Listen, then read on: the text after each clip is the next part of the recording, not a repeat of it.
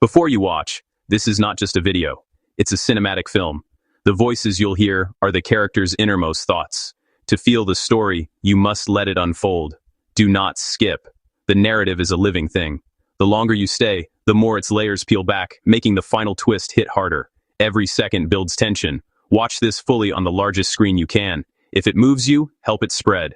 Like, share, and subscribe for more. Now, the story begins. Somber, deep. The night held no comfort, only the cold, silver judgment of the moon, which seemed to know my heart before I did.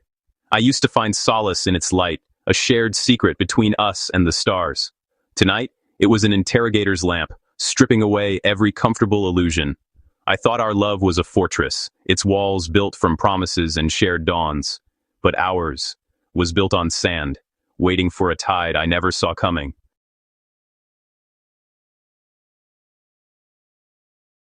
How could I not have seen it? The question echoes in the hollow space where my certainty used to live. Was I blind, or did I choose not to see? The truth was always there, hiding in a smile that never quite reached her eyes. It was in the pauses that lasted a second too long, the touch that felt more like a memory than a presence. Every laugh now sounds like a performance, every tender word a carefully chosen line from a script I was never meant to read. And there she was, my Alara, or the woman I called Alara, a living paradox. One half bathed in the warm, amber glow of the hearth we built together, stone by stone. The firelight caught the soft curve of her cheek, the one I knew, the one I had kissed 1,000 times.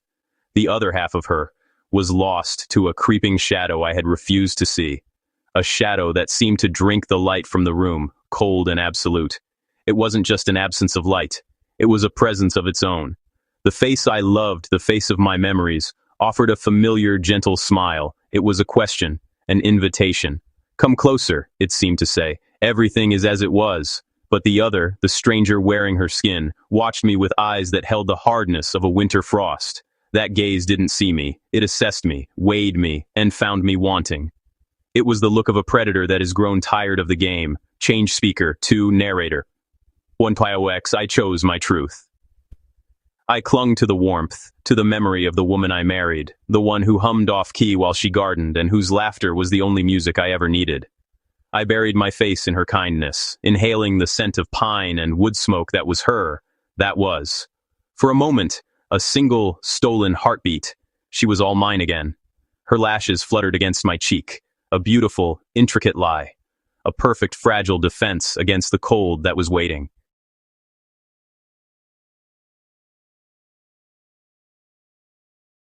Change speaker to narrator 0.9x.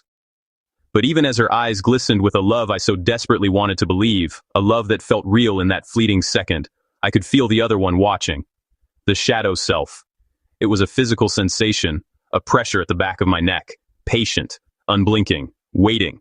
It did not need to fight. It had already won. It was merely waiting for me to acknowledge its victory. The warmth I held was a phantom limb, a sensation of something that had long been severed. And then, the warmth vanished. It didn't fade, it was extinguished, snatched away. The room plunged into a cold blue silence, the firelight surrendering to the stark, unforgiving glare of the moon. My Alara, the one I was holding, slipped away like smoke through my fingers. She didn't turn or move.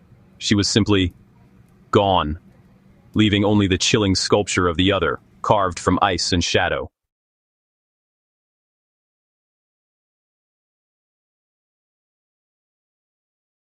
I stared, unable to look away, and in the black, depthless pool of her eye, I saw a reflection, a tiny, trapped image of the woman I loved, her face a mask of silent terror, flickering like a dying candle in a storm, a prisoner in her own skin. That's when I understood. This wasn't a change of heart, this was a conquest, a slow, silent coup that had taken place behind the walls of a familiar face.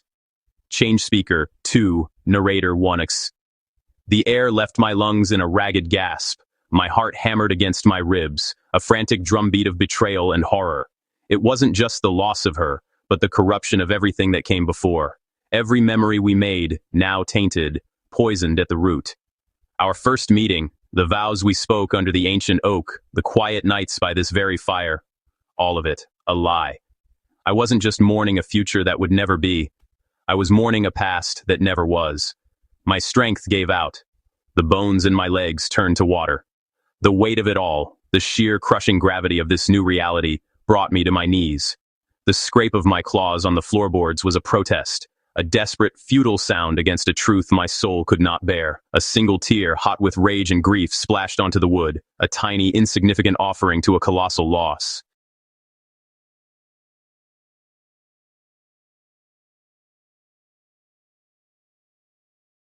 Change speaker 2. Narrator, that's 0.9x. I looked up one last time, a beggar searching for a crumb of hope. I watched as the last vestiges of my love dissolved before my eyes. The kind face became a ghost, a translucent memory fading into the cold, hard reality of the face that had conquered her. It was a slow, deliberate erasure.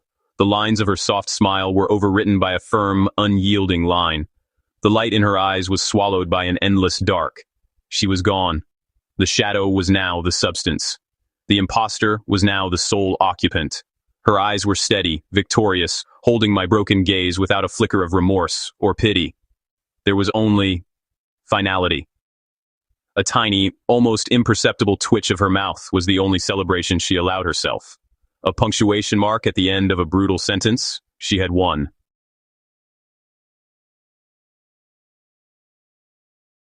She rose, her movements fluid and unhurried, and stood in the doorway, a silhouette framed by the cold night and the swirling motes of what looked like ash or snow. And for a single, heartbreaking instant, I saw my Alara again, a weeping phantom superimposed over the victor, a ghost of who she was, her silent tears falling on a cruel, triumphant smile she couldn't control. It was her final, desperate goodbye, a message from a forgotten country. Then, she too was gone. There was nothing left to do, nothing left to say. The battle was over long before I knew it had begun. I turned my back on the home that was no longer a home, and the woman who was no longer my wife. Each step was a lifetime. With every footfall, I walked away not just from her, but from the man I was when I was with her. I walked into the unforgiving night, leaving the ghost of our love to haunt the rooms we once filled with laughter. I walked away.